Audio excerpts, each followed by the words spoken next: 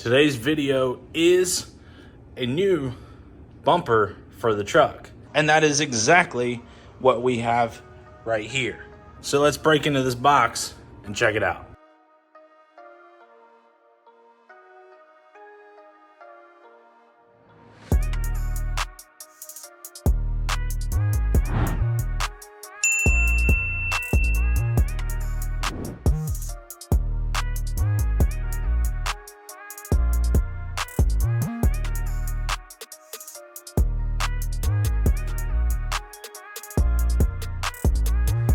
This thing is beefy, and it's got some cool integrated lights, which is awesome because the windows on this truck are so dark, I really can't see out when I'm backing up.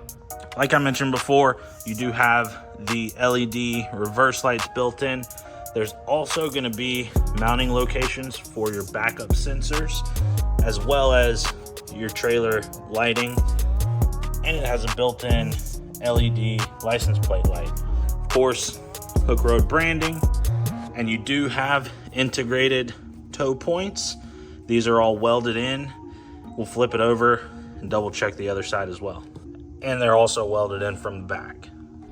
So just like most of the things that we install, we're upgrading what was already there. And in this case, it's no different. We got to start by pulling off this factory bumper. All right, so I managed to get some kind of sickness, and it's been a few days. But I did fast forward past the removal of the stock bumper. As you guys can see, that thing is pretty flimsy. So I'm not going to make you guys watch me take that off, but I do want to go ahead and swap over the sensors. So let me show you guys what that looks like on the new bumper. I apologize about my voice. That was the first thing that went with the sickness. So anyways, on the back of the new bumper, you're going to use a 3mm Allen key to pop out this retainer plate. And then you can pop your sensor into the hole and secure it back with that plate. And the sensor goes in just like so. It should seat relatively easily. And then I'm just going to twist this plate back over and tighten it back down. So the sensor is in here a little looser than I would like. So I may find something to kind of shim this down, make it a little bit tighter. The sensor is not going to come out, that's for sure, but I don't really love that it jiggles around so much, and I definitely don't want it rattling. So I'm going to find something to kind of shim that down. I may actually just bend this piece just a little bit and see if that'll tighten down on there. So you probably can't see it on here, but I did exactly that. I bent this tab just slightly with a pair of vice grips, and that actually snugged it up pretty well. So I may end up having to do that on all 4 of those backup sensors, but nevertheless, just a tiny little adjustment and we are good to go. All right, so we got all 4 sensors transferred over. Yes, I did end up doing the little bend trick to all 4, but they're all seated now. All right, now our sides are gonna go on next, and they are pretty straightforward. Because this is 2 pieces, they actually did include a little piece of foam to go between the 2 metal surfaces. I like that a lot. I'm gonna go ahead and grab a 19mm ratchet and wrench and bolt this thing together. One thing to note, as you are tightening this up, this is 2 pieces, but you kind of want to get all of these edges as flush as possible. So make sure you're not letting gravity do its thing. Pull it into the position that you want it and then tighten it up. And just so you can see, as I was mentioning in that last step, the bottom is kicked out just a little bit, and then it's a little bit high on the top here when I put these 2 together. So I'm going to loosen it up, get that tolerance just a little bit closer. Overall, I'm pretty happy with it. All right, guys, so the bumper is fully assembled. Now, the last thing that I have to do before I can put it on is going to be to mount the actual bumper mount brackets to the truck. Let me show you what those look like. All right. And these are going to be those 2 bumper mount brackets. They are going to be specific to the side that you install them. And this is what that's going to look like for you. You're going to want to have the 2 even slots at the top, and this is going to go behind our factory trailer hitch and be bolted through with this stock bolt and retainer ring. So there is a little trick to it. Because of this bracket, you're going to want to feed this through the cutout, and then you'll line up with the bolts on the back side and it'll sit flush like so. Now from this point, I'll go ahead and bolt this back into that factory location. Don't mind that loud noise. I don't know what it was. But I'll get these nuts started again, and then our bracket will be located properly to mount our bumper.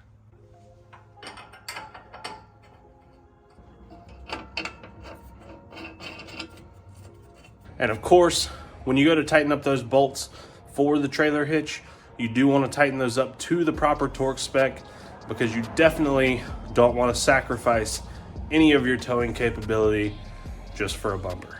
And we finally reached the point where we're ready to go ahead and throw the bumper on. However, there's really not a good way to do this with just one person, but I'm working with what I got. So watch me struggle.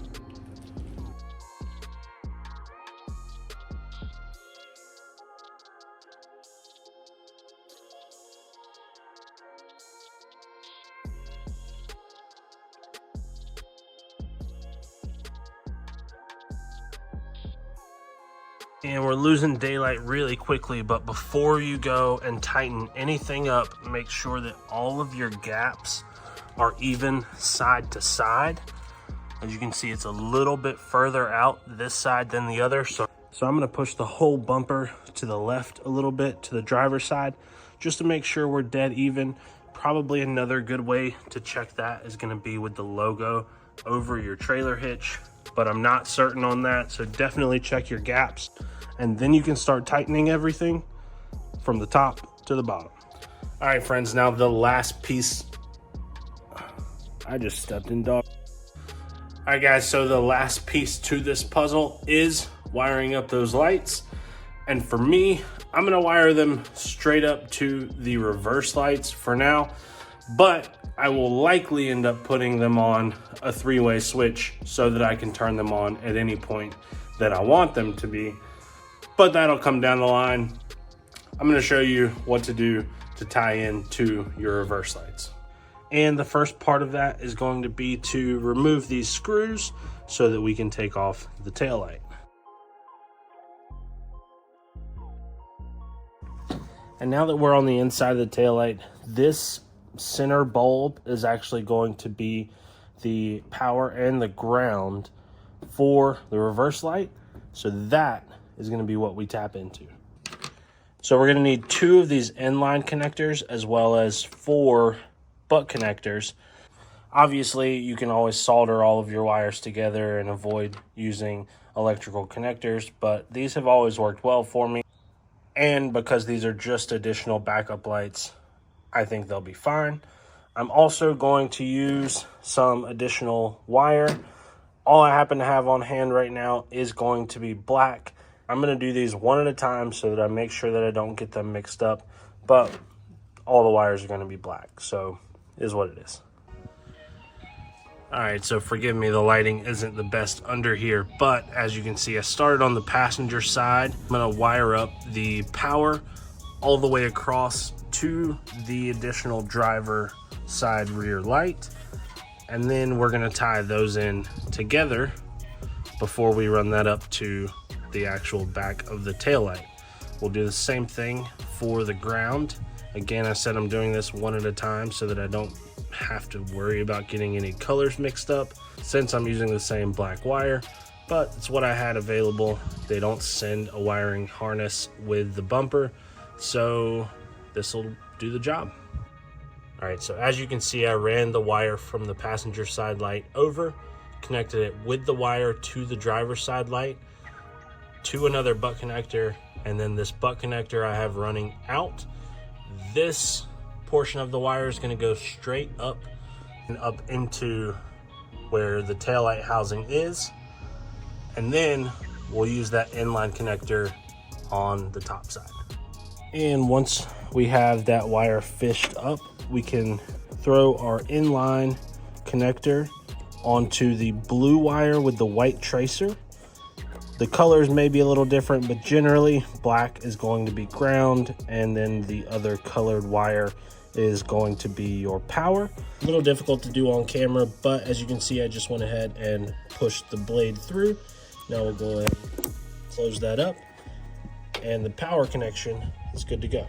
And you'll repeat that exact same step for the ground connection, and then you should have reverse lights. And that's a wrap, guys. We got the bumper. It is all installed, all set up. Everything is good to go. I think it looks great. I'll throw some kind of B-roll in here so you guys can tell me what you think.